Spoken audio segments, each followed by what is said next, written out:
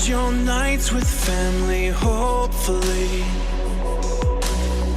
No reason to peek around inside, but you're the only one who would get You know,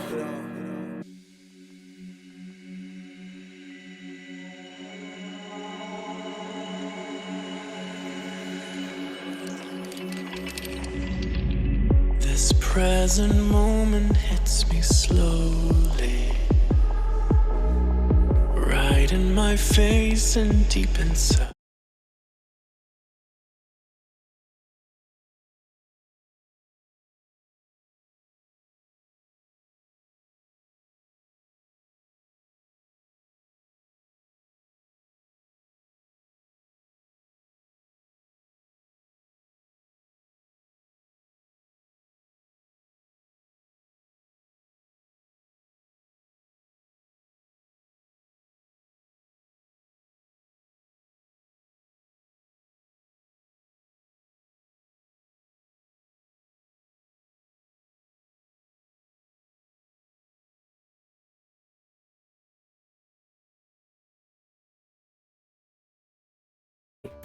Now though, researchers believe they have demonstrated that fundamentally, time cannot be turned backwards in all cases, because things don't always happen the same way in reverse. To show this, the researchers simulated the orbits of 3 black holes, which is much more complicated than I made it sound just now. 2 objects in orbit around a central point without outside influence move in stable and predictable ways. But add a 3rd object to the mix and things start to go haywire. This is what's known as the 3-body problem. Outside of special cases, there's no one analytic solution to calculate what the orbits of 3 similar bodies look like. Their orbits are chaotic. And I mean that in the scientific sense, where small differences in initial conditions can lead to huge changes in the paths they take. Still, we can use supercomputers to simulate 3 objects in orbit by calculating each body's trajectory over a very short amount of time, checking how the forces on all the bodies have changed, and calculating their new trajectories again. The program the researchers used to simulate their 3 orbiting black holes was Brutus. I assume because it uses brute computational force to work, and not because it was involved in the murder of Julius Caesar. They started the 3 black holes off at rest and let gravity do its thing. The black holes hypnotically danced around each other for tens of millions of simulated years before one was finally ejected and the 2 remaining settled into stability.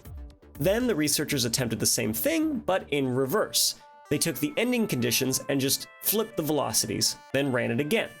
Ideally, that should lead to a retracing of the same orbits, all the way back to their same initial positions. But that's not what happened, at least 5% of the time. 5% of the time, the black holes ended up in completely different orbits. Not immediately. For the most part, they followed the paths that were indistinguishable from their forward time counterparts. But once the black holes deviated even a little, it was done. Millions of years down the line, even tiny disturbances radically changed their orbits. How tiny? Literally the tiniest amount possible. In quantum mechanics, there's a concept called the Planck length. Conceptually, it's the smallest meaningful measurement. It's derived using measurements that don't change with relativity, namely Planck's constant, the gravitational constant, and the speed of light. Practically, it measures out to 1.616 times 10 to the negative 35 meters, or about 20 orders of magnitude smaller than a proton. Even if the black holes running backwards in time experienced a deviation that small, eventually the black holes would change their orbits and the symmetry of time would break. Of course, John Titor claims to be a time traveler from the year 2036, and his time machine kind of looks like a certain DeLorean, whose parts you can actually buy? Vsauce! Kevin here. This is Mindblow, Time Travel Edition. This is a real time machine, sort of. Dr. Ronald Mallett's time machine is a spiral of incredibly powerful lasers, and he wishes to send a particle down it on a space-time altering ride into the past. Unfortunately, it hasn't worked out yet, and no visitors from the future have arrived. Isaac Newton thought time was like an arrow flying in a straight line. Albert Einstein, however, thought of it like a river, flowing around stars, speeding up and slowing down. In fact, he theorized the rate at which time passes depends on how fast you're going. So someone orbiting the Earth at the speed of light would actually alter time-space, and when they return to Earth, they will be in the future. His theory was right. Satellites orbiting the Earth actually have to alter their clocks to synchronize with Earth time because of this scientific fact. Check out this clock example. Hold it still and the clock ticks at a normal pace. Move the clock and the ticks take longer.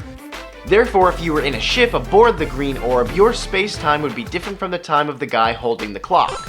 Unfortunately, we can't go nearly fast enough in spaceships to make a noticeable time change. But we could hop a ride on the Black Hole Express. Spinning us at incredible speeds like this coffee spins this bean, we'd surely end up in a different time. But no one seems to have a black hole handy, so instead Stephen Hawking has worms. Wormholes to be exact. These are tunnels connecting massive distances by bending space-time.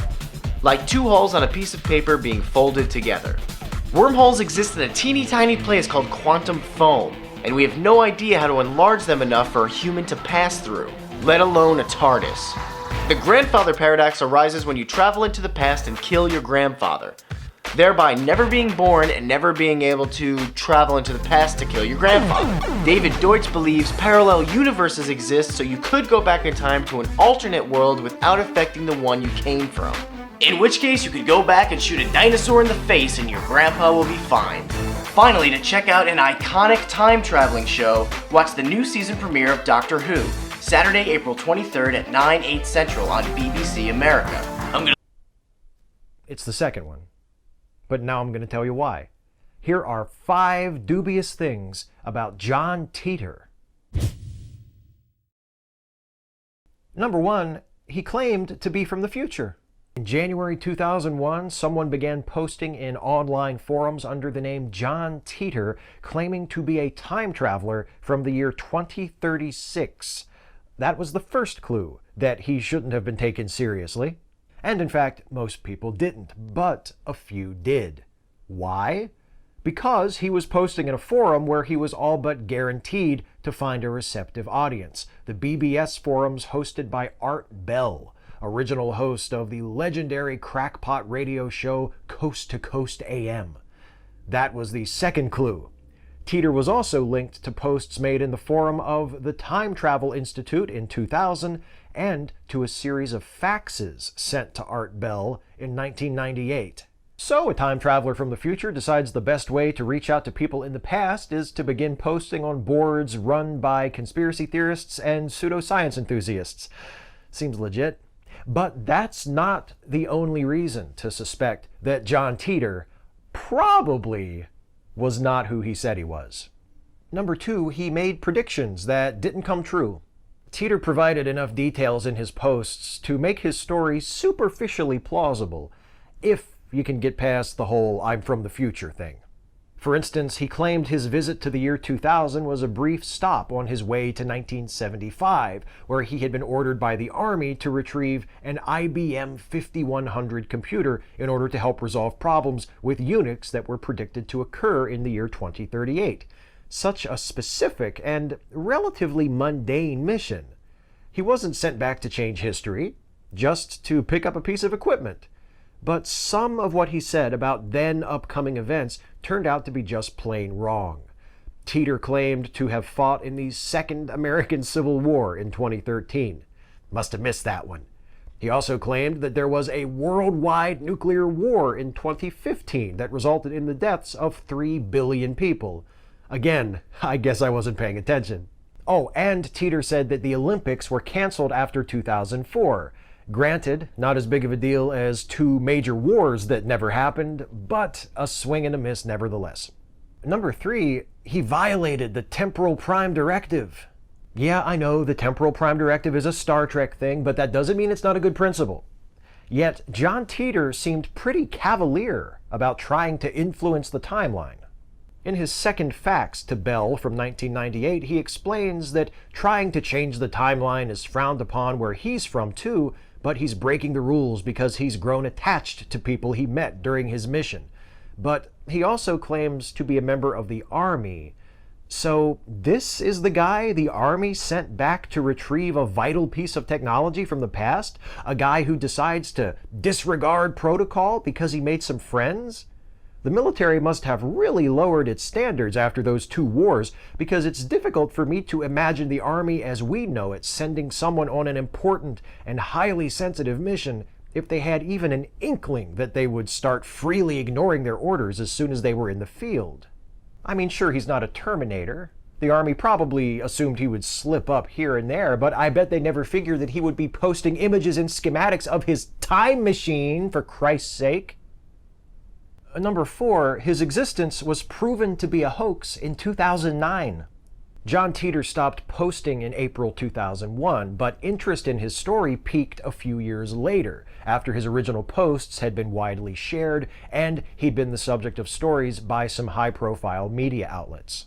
Then, in 2009, Mike Lynch, a private investigator hired by an Italian company producing a documentary about John Titor, discovered evidence that John Rick Haber, a computer scientist whose brother Lawrence Haber founded the John Titor Foundation in 2003, was responsible for the forum posts attributed to Titor. Another investigator, John Houston of the website Hoax Hunter, came to a similar conclusion and hypothesized that the Haber brothers had also been responsible for many of the posts which asked questions of Titor.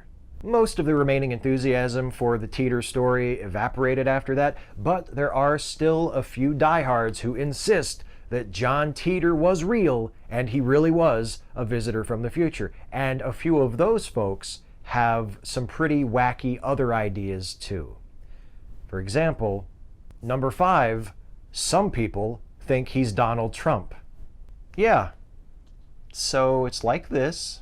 Supposedly, Donald Trump's uncle, John Trump, who was a professor at MIT, invented time travel based on notes left behind by Nikola Tesla, naturally. Using Uncle John's time machine, young Donald Trump find that it had most of the remaining enthusiasm for the Titor story evaporated after that, but there are still a few diehards who insist that John Titor was real and he really was a visitor from the future. And a few of those folks have some pretty wacky other ideas too. For example, number 5, some people think he's Donald Trump. Yeah, so it's like this. Supposedly, Donald Trump's uncle, John Trump, who was a professor at MIT, invented time travel based on notes left behind by Nikola Tesla. John's time machine, young Donald Trump traveled to the future only to find that it had been devastated by war.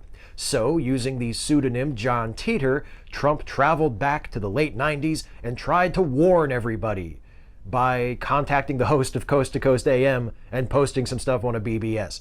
Surprisingly, these efforts failed to prevent the future disasters Trump had witnessed, so he traveled back to his own time, used his knowledge of the future to Biff Tannen his way to wealth and fame, then ran for president of the United States so he would be in a position to wars himself by empowering white supremacists, insulting America's allies, and selling arms to the world's foremost state sponsor of terrorism.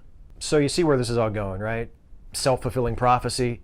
Trump, through his recklessness and ineptitude, winds up causing the very catastrophes he meant to prevent, which, other than the time travel bit, is not only possible, but upsettingly plausible.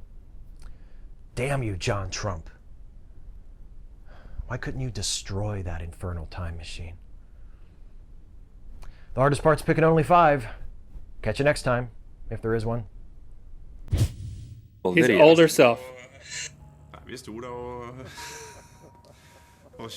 he get the mobile from the old woman in the past? Look at that. Matching tattoos. You tell me how that's not an actual time traveler. Look at it. How could they both have matching tattoos?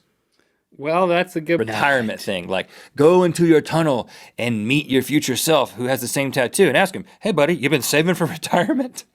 You know, it was just an advertisement. And why are you living under my sink? This one, though, the last one, is the best one of all, Von Helton. This is a man who was born Eugene Helton Jr., better known as Von Helton. That's what he calls himself now. Never heard of him. By his own account, he has invented the stealth fighter at the age of 7 and grew up to become a vampire vigilante who walked the earth fighting evil. And his proof of this is the many lives that he has lived. Well, hold on. Also, the stealth exists. There's proof. Right. He invented the stealth fighter at age 7. He has this series of photos from 1857, 1916, 1945, and present day, and he says, this is me. And you know what? And he's photoshopped all 4 images together, so he obviously knows how to use Photoshop. I don't know. This seems pretty compelling to me personally. He definitely looks like the same guy, but really what takes the cake is the fact that he also has a YouTube channel where he sings karaoke.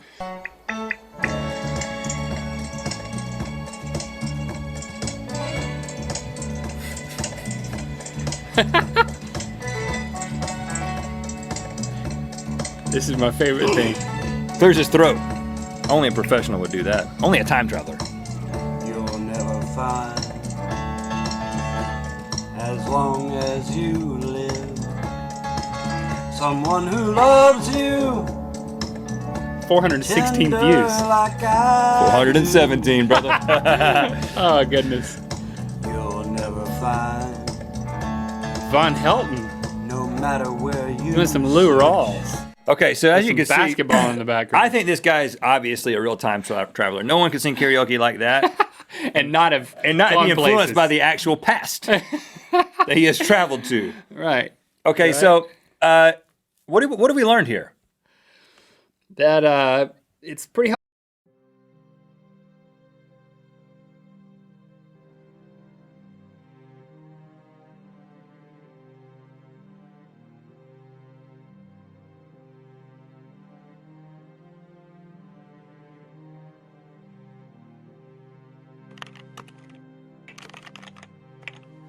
My name is John Titor. I'm a time traveler from 2036. Titor is my pseudonym surname, which is an anagram for time traveler. I'm an only child, born in Florida in 1998. In my timeline, I live in Central Florida with my family. I'm a soldier, a major, currently stationed at an army base in Tampa. I'm on a government mission critical to my world. I don't expect anyone to believe me, and I'm not trying to convince anyone. But I wish people would consider the possibility of time travel. On your timeline, in April 27th, 1998, I knocked on the door of my parents' house and claimed to be their son from the future. Age 38, a time traveler from the year 2036. From that day until March 2001, I stayed with my family at their house before returning to my timeline. You may say that I was born about halfway into this cycle. It was named Gen X. Gen Xers would be about 40 to 50 years old in 2036. In my opinion, the Gen Xers ended up in 2 categories. There were ones who had learned to be independent from breaking away from tradition and society's expectations, and the others who had no idea how to take care of themselves and just wanted the trains to run on time. The ones in the first group feel very guilty about letting the worlds go to hell, and the ones in the second group are full dead. Life is not easy in my world. We are recovering from years of war, poison, destruction, and hate, all of which courtesy of the thinking and actions of people that live right now in the same world you do. I watch every day what you are doing as a society while you sit by and you watch your constitution being torn away from you. You willfully eat poisoned food by manufactured products no one needs and turn an uncaring eye away from millions of people suffering and dying all around you. Is this the universal law you subscribe to? I will let you all in on a little secret. No one likes you in the future. This time period is being looked at as being full of lazy, self-centered, civically ignorant sheep. The basics for time travel start at CERN in about a year and end in 2034 with the first time machine being built by GE. I made my jump into this world by using the CTO4 unit. It is also called Gravity Distortion Time Displacement Unit. The CTO4 unit uses a second as a unit of measurement of displacement in a system called VGL, Variable Gravity Lock, for the reorganization of the basic position. I estimate that there are approximately 10 units of this machine as mine and about 20 of another unit larger, the CTO6, which exploits a greater precision in the unit, about 0.5 seconds instead of the second. This means CT06 could travel to a future half a second ahead of now. The main difference is the sensitivity and the number of the main cesium clocks. Long story short, the unit is based on the theory of parallel universes. They exist independently of each other and only interact to avoid collapse of wave function. For any given particle or event that you're looking at, I like to imagine it as a series of parallel lines crossed by a wavy line. Each point on a wavy line where a straight line crosses represents an alternative outcome. The multiple U's on each world line record a different result for the activity of the particle. Since all possibilities, outcomes, and events are occurring and exist simultaneously, it would mean that multiple universes out there where you are living a normal day behind and a day ahead of the you on this universe. The CT04 unit is portable between vehicles. It is very heavy and requires a stiff suspension. A 1967 Chevrolet was chosen for my travels. The idea was to find a vehicle that would not draw too much attention for the time period of 1975. Unfortunately, there were not many suitable vehicles around in 2036. The first leg of my trip was from 2036 to 1975. I was sent to get the IBM computer system called the 5100. It was one of the first portable computers ever made, and it has the ability to read the older IBM programming languages in addition to APL and the 5100 to debug various legacy computer programs in 2036. Unix has a problem in 2038. We'll have a timeout error, and many of the mainframe systems that ran a large part of the infrastructure were based on a very old IBM computer code. Time travelers are usually chosen for a particular mission based on their ability to gain the cooperation of someone related to the goal on the target world line. In my case, my grandfather was directly involved with the building and the programming of the IBM 5100 computer in Rochester, Minnesota. The ability to read the computer language was an accidental feature on the 5100 that was removed from any future desktop computers. In order to take advantage of this feature, my grandfather had it modified. The 5100 I have now required a couple of special tweaks that had to be done by one of the software engineers in 1975. Anyone who is familiar with this feature and was told to keep their mouth shut about it will be able to tell you what it is. In exchange for the 51 computer, my grandfather made me promise to travel to 1998 and help my parents prepare for Y2K, which was a disaster on my world line. Many people died on the highways, froze to death trying to get warmer weather. The government tried to keep power by instituting martial law, but all of it collapsed when their efforts to bring the power back up failed. When I arrived at my parents' home in 1998, I found my story quite amazing. I approached my father and was easily able to prove to him who I was. They are very aware of what I'm doing, why I'm here, and when I will be leaving. Shortly after arriving in 1998, I sold the 1967 Chevrolet as it attracted a great deal of attention. Perhaps that's why it was still around in 2036.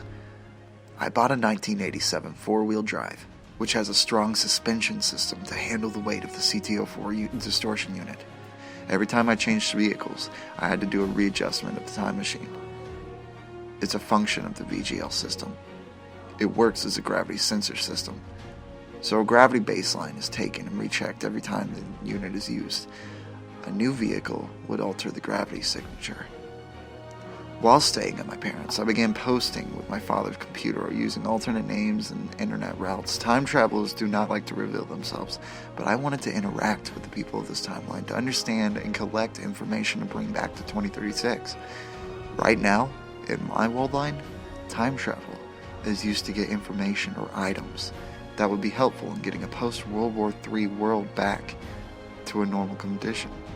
A nuclear world war in 2015 killed nearly 3 billion people. Many will perish as a result of starvation and disease. The war is a result of faulty politics and a desperation from Western leadership during the U.S. Civil War. But I suppose that, even in this timeline, you could actually stop it. There is a civil war in the United States that starts in 2000. Stand and collect information. Shortly after arriving in 1998, I sold the 1967 Chevrolet as it attracted a great deal of attention. Perhaps that's why it was still around in 2036. I bought a 1987 four-wheel drive, which has a strong suspension system to handle the weight of the CTO4 distortion unit. Every time I changed vehicles, I had to do a readjustment of the time machine. It's a function of the VGL system. It works as a gravity sensor system. So a gravity baseline is taken and rechecked every time the unit is used. A new vehicle would alter the gravity signature. While staying at my parents', I began posting with my father's computer using alternate names and internet routes. Time travelers do not like to reveal themselves, but I wanted to interact with the people of this timeline to understand and collect information to bring back to 2036. Right now, in my world line, time travel is used to get information or items that would be helpful in getting a post-World War III world back to a normal condition. A nuclear world war in 2015 killed nearly 3 billion people. Many will perish as a result of starvation and disease. The war is a result of faulty politics and a desperation from Western leadership during the U.S. Civil War. But I suppose that, even in this timeline, you could actually stop it. There is a civil war in the United States that starts in 2005. That conflict flares up and down for 10 years. In 2015, Russia launches a nuclear strike against major cities in the United States, China, and Europe. The United States counterattacks. The U.S. cities are destroyed along with the American Federal Empire. Thus we, in the country, won. The European Union and the Chinese were also destroyed. Russia is now our largest trading partner, and the capital of the U.S. was moved to Omaha, Nebraska. Nuclear war is a very undesirable thing, but it is not the end of the world. There are areas and cities we can't enter, and the environment did suffer a great deal of damage, but we are recovering. The EMPs took out a great number of electronic devices. That's one of the reasons why we don't have reliable technology laying around anymore. After the war, many things like manual printing machines, bicycles, sailboats, and hand tools were valued a great deal. There is a high-speed train system, horseback, bike, walking. Automobiles were used mostly for sport and some transportation. The internet is still alive and well in the future. People finally spend more talking because life is more centered on the community again. In 2036, a great deal of efforts is going into repairing the environment and infrastructure. Our real problem in the future is how to purify water. Water is a precious commodity. And I'm baffled that in your world you waste it every day. After the war, much of the prejudice you have now was swept away by simple necessity. People had to work and fight together just to survive. This has a way of opening a person's eyes to the value of fellow human beings. Yes, I believe in Jesus Christ and we pray to God in churches. Religion has become far less centralized, though. Extremes tend to bring you closer to God, so I would characterize religion and spirituality as much more of a personal institution. I think that there is only one God. I also think that your soul may be a combination of all the collective thoughts and actions of the infinite yous. If that is true, it becomes difficult to define death until all world lines come to an end. Today is March 21st, 2001. I will be leaving this world line shortly, and this will be my final post. I have been paying a great deal of attention to your world line. My interaction with you was not a direct mission parameter, but it was a secondary mission protocol based on standing orders given to all temporal drivers. The secondary objective is basically to gather as much information about your world line based on the set of observational variables. When we first arrived, your world line met those conditions. What amazed me is why no one here wonders why Y2K didn't hit them at all.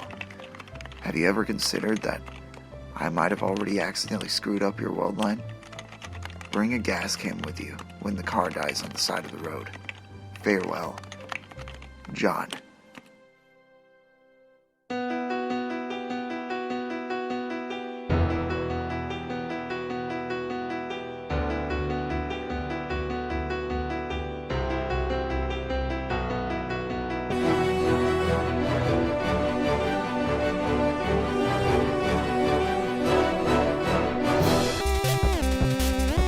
Welcome. And the name Einstein just doesn't suit you. Oh, hello chip dippers. Welcome back to Retro Recipes. Or if your name is John Titor instead of Einstein, I should say welcome back in time. Because Thank you. We're going to investigate the fascinating story of John Titor, who claimed to be an American military time traveler sent back from the year 2036 specially to obtain a 1975 IBM 5100 computer for a very specific and rather spooky purpose. Thank you. That's not spooky at all. This is kind of serious. Along the way, Titor warned us of an impending civil and nuclear war. And strangely, I only found out about this story after someone mentioned it when they read my own time travel novel, The Chrononaut. Now, as you may know, my book asks, what if so-called aliens are actually highly evolved humans from Earth's distant future, and so-called flying saucers are their time machines?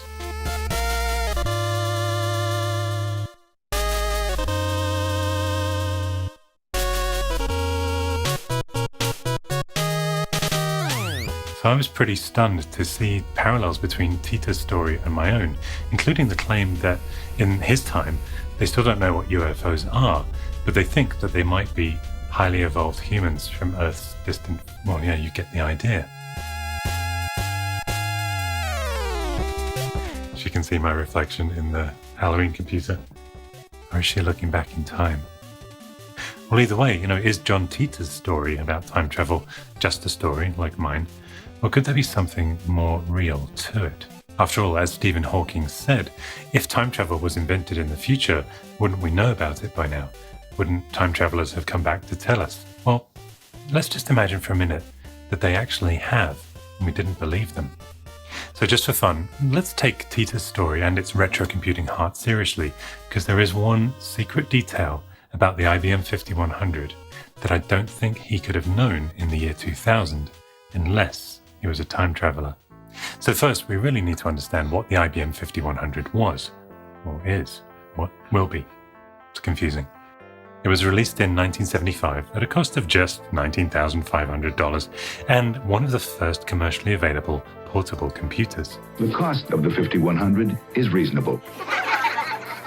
Now, the price tag may make more sense when you realize it supported up to the same amount of memory as the Commodore 64, which wouldn't be released until 7 years later. Yep, this thing really was ahead of its time. You hear that? And yes, like the SX64 that would follow, this sucker's portable, making it ideal for a traveler or a time traveler. It also featured IBM's own 1.9 MHz processor, a 5-inch monochrome display, and internal 200 kilobyte tape drive. Yep, no floppy disks here. And it ran BASIC or APL. Now, APL is a 1960s array-oriented programming language that used graphic symbols to represent its functions. And as we all know, APL stands for A Programming Language. No, seriously, it actually does. Just as PCB stands for Portable Computer Bank Vault. Yep, if you need great quality PCBs that don't cost $19,500, but actually just $5, then we recommend PCB Way! Excuse me, Way! Yeah, sorry about that. But from PCB back to APL. APL was actually at the heart of Titor's special mission when he logged into a computer bulletin board back in the year 2000 and posted this.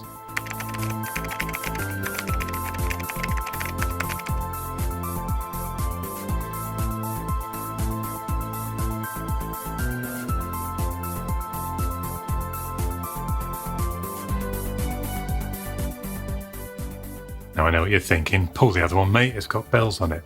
But actually, yeah, he did indeed post photos, and very convincing ones at that. Photos that to this day have never been disproven. Now in his case, the time machine was mounted in a 1967 Chevy rather than a DeLorean. Now yes, this might ring alarm bells as being just a copycat of a well-known other certain story. But on the other hand, life does imitate art. Take the Space Force Star Trek logo for a tiny example. So let's suspend disbelief just for a moment more, because Marty, things are about to get heavy. Indeed, the suspicions faded for Titor when people had questions and he had answers. Now yes, in some cases the answers were kind of vague, but in others he gave incredibly detailed predictions of the future. And it seems several of them have come true over the 20 years that followed. First, he stated the time machine operated through the use of two mini black holes, producing a gravity field. But Stephen Hawking believed mini black holes were impossible. In response to skeptics, Titor had this to say.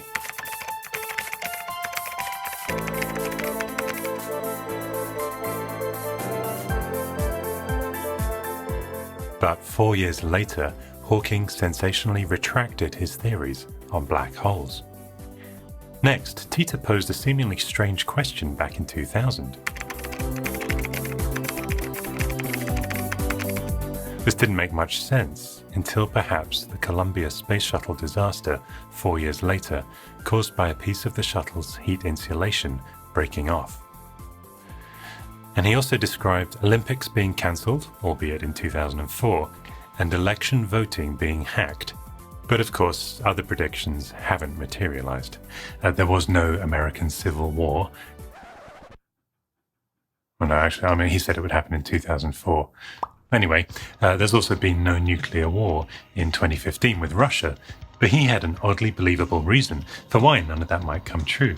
He invoked the many worlds interpretation of quantum mechanics, simply meaning that he came from a different timeline to our own, and those events happened in his universe, not ours. But perhaps what led to so many people believing him at the time was his insistence that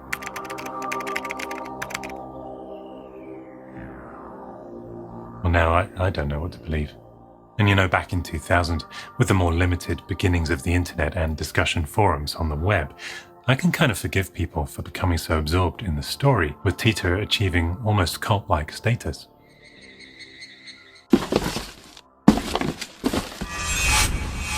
Wow, it really is the right model. That's crazy. This is fantastic. Lift with your knees. 私は2036年の未来から来た。その時代はセルによって支配されたディストピアで。But okay, why had he traveled back to 1975 to Rochester, Minnesota specifically, where the machine was created, to collect that IBM 5100? Well, apparently his grandfather was one of the creators of the machine and had actually helped him obtain it back in time. And he'd stopped in 2000 to pay a visit for 4 months, while he also posted on these forums, to see his parents. He went on to claim that back home, his military unit was responsible for retrieving key items from the past that could help them recover from that war, and that IBM machine was a key unit. And crucially, he stated that an EMP, electromagnetic pulse, had been responsible for destroying all of their computers, and therefore any remaining IBM 5100s. He even offered to take people back with him to the year 2036, along with that IBM.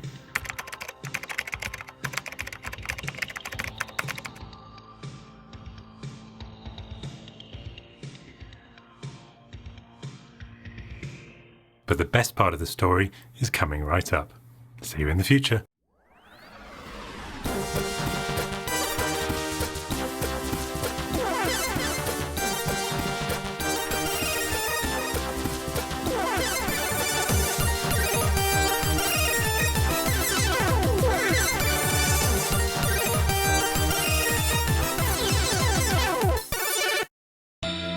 Now for the really juicy part. You see, he specifically claimed that the IBM was needed to debug machines used in 2036. Not really so far-fetched. After all, in 2002, NASA did the same thing, buying old medical tech on Fleabay to use as donor machines due to the Intel 8086 chips they contained, which were needed to test rocket boosters. But here's that other detail I alluded to that nobody really should have known about in the year 2000. See, at that time, Titor claimed this.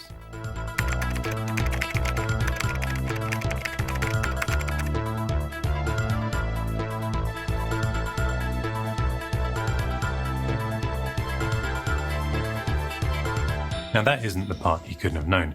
The 2038 problem is basically the new Y2K bug.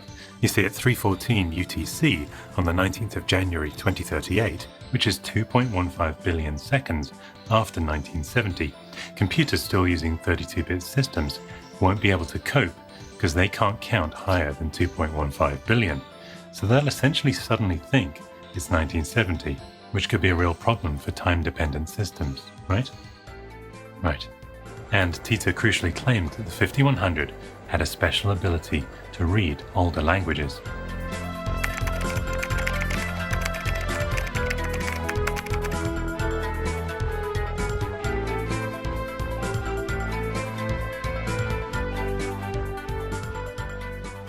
And guess what?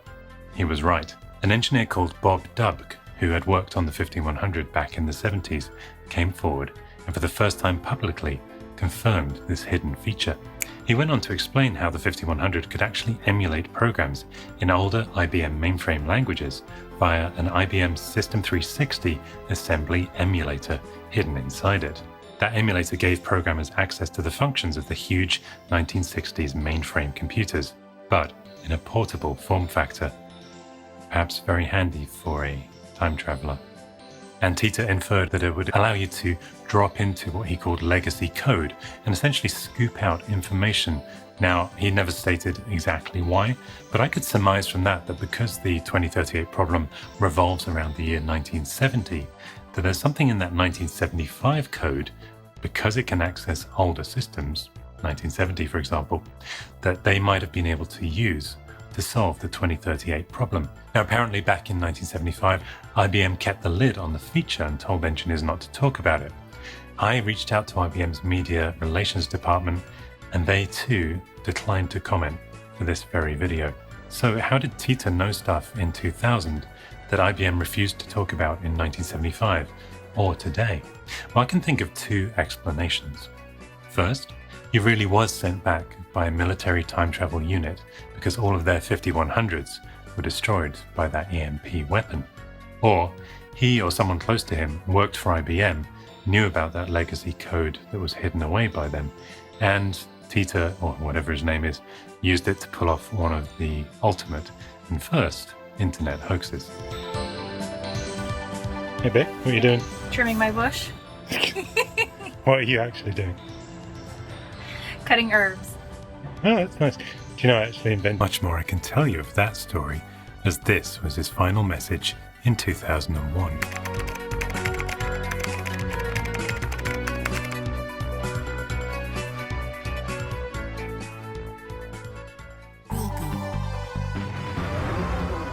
Now, the story kind of faded away until, that is, 2009. There, a report by John Houston of the Hoax Hunter website accused Larry Haber, a Florida entertainment lawyer, as being the CEO of the John Titor Foundation that had been set up to sell John Titor merchandise.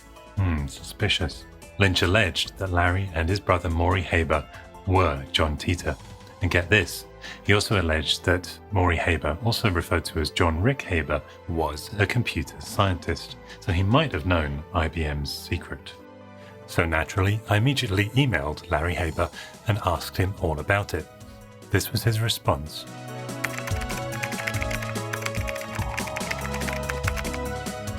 It's also been said that he is actually the lawyer representing Titor's family or estate in the present time. Naturally, I asked him if that was true, and if he could give me more details.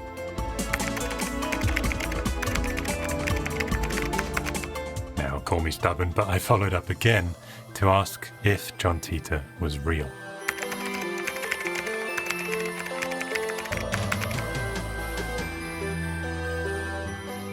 Then, just 2 years ago, artist Joseph Matheny, creator of the alternate reality game Ong's Hat, that's right, alternate realities, claimed that he worked as a consultant for the creators of John Titor, created as a literary experiment by the people who were observing what he was doing with Ong's Hat. See, at the time, Titor himself claimed to have started to see temporal divergences occur due to his military unit's time travel, football games having different results, for example.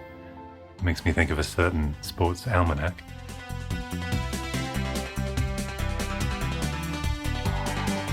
But could posting about a nuclear war have averted a nuclear war, at least in our timeline? Or could actually those allegations against him be hoaxers themselves, time travelers from the future who've come back to try to correct the timelines? But of course, Titor's explanations for why his predictions would not come true, and his insistence that he would rather not be believed, could all just be clever reverse psychology by the ultimate internet prankster. But personally, I don't know about you, but I want to believe that a 1975 antique computer, a portable computer weighing 23 kilograms, one day really does save the world. I guess only time will tell. Well, we'll be back sooner or later with another retro recipe. Until then, thanks so much for watching. Subscribe and join below. And cheerio.